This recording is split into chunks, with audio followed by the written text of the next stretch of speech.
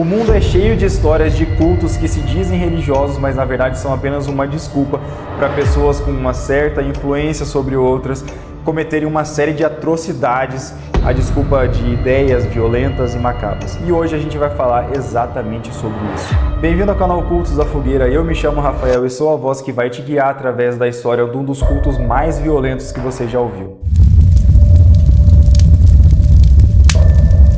Antes de começar, eu quero dizer que esse vídeo aqui, em dados momentos, vai ficar bem gráfico e as cenas de violência são muito fortes.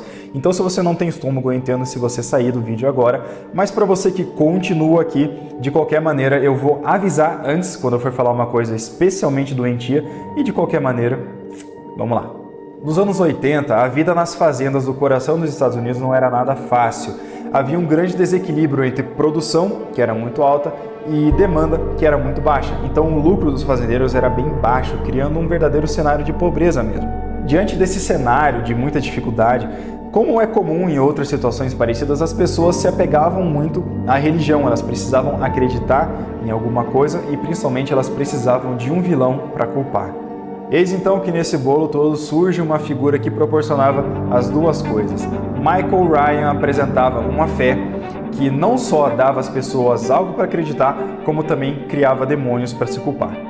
Acontece que a fé de Michael era altamente extremista e pregava ideais de supremacia branca, racismo, antissemitismo, antigoverno, profecias apocalípticas, tudo isso sob o pretexto de que ele falava diretamente com Deus, o qual ele chamava de Yahweh. Michael nasceu em 1948, estudou até o ensino médio, depois largou a escola para poder trabalhar e já muito jovem constituiu uma família com sua esposa Ruth e seus filhos, que a gente vai comentar mais além. Ele era daquele tipo de pessoa que não parava em emprego nenhum. O que ele ficou por mais tempo, mais notavelmente, foi como motorista de caminhão. Só que eventualmente também ele teve uma lesão nas costas que o fez parar de dirigir, ele não podia mais ficar nas estradas.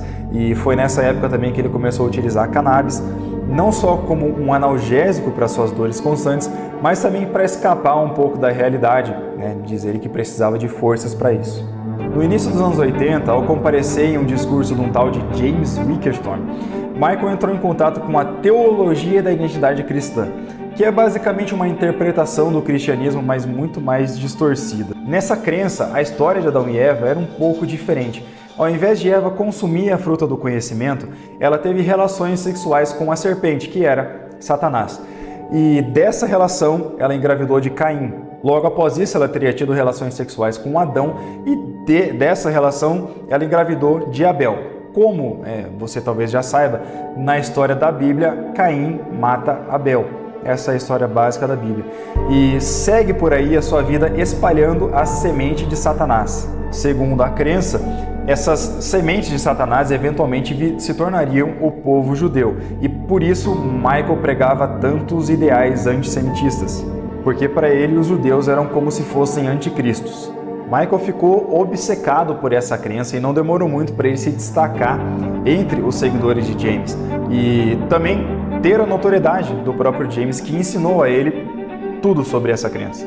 Não demorou muito para Michael começar a espalhar essas ideias por conta, palestrar sobre isso, e se tornaria, entre aspas, o principal homem de James Wickerstorm no Kansas. A essa altura, Michael já fazia os seus próprios sermões, seus próprios discursos, na sua cidade natal e em regiões próximas. E foi numa dessas ocasiões que ele conheceu um viúvo chamado Rick Strice. Strice era dono de uma fazenda de porcos em Rollo, Nebraska, e se fascinou pelas crenças de Michael, pelos seus dizeres, tanto que ele convidou Michael, sua família e todos os seus seguidores para irem morar na fazenda dele. Lá eles iriam estudar a Bíblia, fumar maconha e se preparar para o apocalipse que estava por vir. Michael dizia a seus fiéis que falava diretamente com Yahweh, que, se você lembra bem, é o termo usado para Deus, na crença dele, e que ele era possuído pelo arcanjo Miguel, que era o comandante das forças do céu contra os exércitos de Satanás, conforme diz o livro Apocalipse na Bíblia. Ele se auto-intitulava o Rei e possuía diversas esposas no culto, as quais ele chamava de as rainhas. O culto cresceu e para isso cresceram as necessidades de sobrevivência mesmo. Precisava se manter esse culto, já que eles moravam todos juntos em um lugar isolado, né? Precisava de dinheiro. Foi então que Michael fez uma coisa inesperada para mim e para você, mas para ele é uma coisa bem a caráter, né?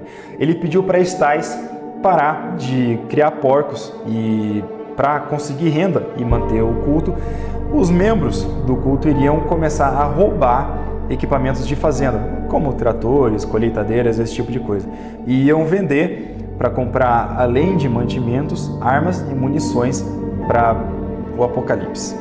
Bom, essa mudança de orientação do culto, somada à violência e autoritarismo do Michael para com os seus súditos, fez com que algumas pessoas, alguns membros já começassem a duvidar dessa fé e tentar partir para outros âmbitos, né? Tentar fugir. Inclusive, um dos primeiros a se manifestar sobre isso foi o próprio Stiles, o dono da fazenda, e mais um membro chamado James Thiem. Eles tentaram fugir junto com o filho de Stiles, Luke, de 5 anos. E quando Michael descobriu isso, ele ficou enfurecido e aí iam começar uma série de torturas e castigos que são horríveis. A primeira coisa que ele fez foi rebaixar os rapazes a escravos. Isso significava que, no mínimo, eles iam dormir para fora de casa, acorrentados a um curral. Michael também obrigava eles frequentemente a ter relações sexuais com as cabras do rancho e a chicotear um ao outro. Eu já disse no início, mas agora eu vou descrever algumas punições que foram feitas com Luke, o filho de Stiles, de 5 anos de idade. É um tópico muito sensível e eu vou ser bem cuidadoso como eu vou abordar isso, mas se você quiser passar para essa parte do vídeo aqui, não tem problema nenhum, eu entendo perfeitamente. Michael forçou Luke e seu pai a fazerem aquelas coisas com a boca, um no outro. Isso daí que você está pensando mesmo. Imagina o trauma, se fosse só isso, não ia ser tão ruim assim, pasme. Além disso, o próprio Michael abusava sexualmente do garoto constantemente, fora os xingamentos e humilhações que ele fazia durante e em qualquer outro momento. Segundo os documentos do processo, Michael também jogava cinza de cigarro na boca de Luke e cuspia na cara dele, amarrava um chicote no pescoço do garoto e o arrastava pela fazenda, coisas assim horríveis. Até que em 25 de março de 1985, Michael, que era um homem grande, com cerca de 1,90 m de altura e 110 kg, deu um empurrão no menino Luke, que bateu de cabeça contra uma cômoda.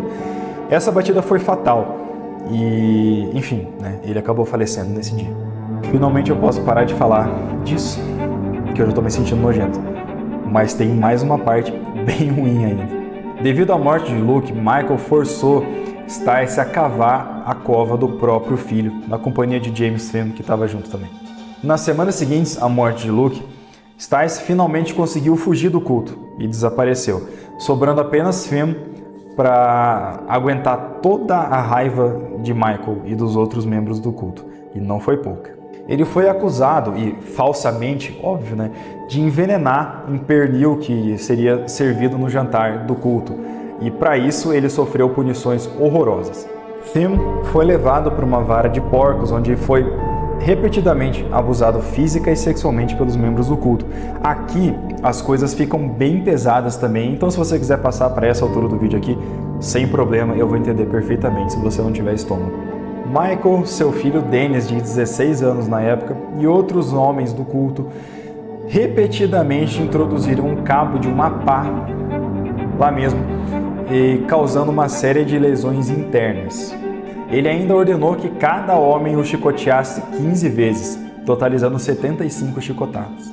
Como se não bastasse, ele também ordenou que um dos homens atirasse nos dedos da mão esquerda de Thiem, assim, na ponta, né? A tortura continuou quando Michael quebrou um dos braços de Thiem e arrancou a pele com uma navalha, e depois ordenou que outro membro do culto quebrasse uma das pernas dele também. Por fim, Michael deu um pisão no peito dele que quebrou várias costelas, e com isso ele foi finalmente libertado pela morte. Em junho de 1985, 2 membros do culto foram pegos e presos, roubando materiais e equipamentos de fazenda. Isso justificou a polícia a entrar na fazenda que eles estavam habitando e fazer algumas buscas. Nessas eles encontraram cerca de 150 mil munições, além de diversos armamentos que estavam num cunhete, e cerca de 250 mil dólares em equipamentos de fazenda roubados. Enquanto presos, esses dois membros do culto também contaram à polícia sobre os assassinatos e novamente a polícia tinha uma justificativa para invadir a fazenda e encontraram todos os corpos. Sendo assim, Michael, seu filho Dennis e outros membros do culto foram denunciados por homicídio doloso. Em outubro de 1986, Michael foi condenado à morte pelos seus crimes. Seu filho Dennis pegou prisão perpétua, mas após uma série de apelações, mudaram as características do crime dele e ele acabou saindo da prisão em 97. Outros membros do culto pegaram sentenças de 26 anos de prisão. Essa situação do filho do Michael é meio complicada porque ele cresceu nesse meio e ele era doutrinado a fazer isso e o pai era muito violento com ele. Então é bem fácil de se acreditar que quando ele dizia que odiava o culto, odiava o pai e fazia aquelas coisas obrigado, porque ele realmente ia apanhar, ia sofrer essas consequências caso não fizesse, é difícil de acreditar que isso era mentira, sabe? Até porque o próprio Dennis foi abusado pelo pai muitas vezes. Bom, foi apenas em maio de 2015, após repetidas tentativas, que Michael Ryan foi finalmente executado no corredor da morte aos 66 anos de idade. Seu filho hoje segue uma vida normal, apesar de ser bastante vocal sobre o ódio ao pai e ao culto, mas assim se encerra mais uma história bizarra e macabra mesmo, de pessoas que têm uma certa influência sobre outras e acabam cometendo várias atrocidades em nome de alguma coisa que acreditam. Isso é bem assustador de se pensar. Eu vou trazer com certeza mais histórias desse tipo, mas enquanto isso, se você não assistiu o nosso vídeo sobre horror em Amityville, a história real do que aconteceu lá, eu explico tudo pra você e você pode clicar em algum lugar na tela aí para ser direcionado a esse vídeo. Muito obrigado por ter assistido, não esquece de se inscrever no canal, curtir aquela coisa toda de YouTube, um grande abraço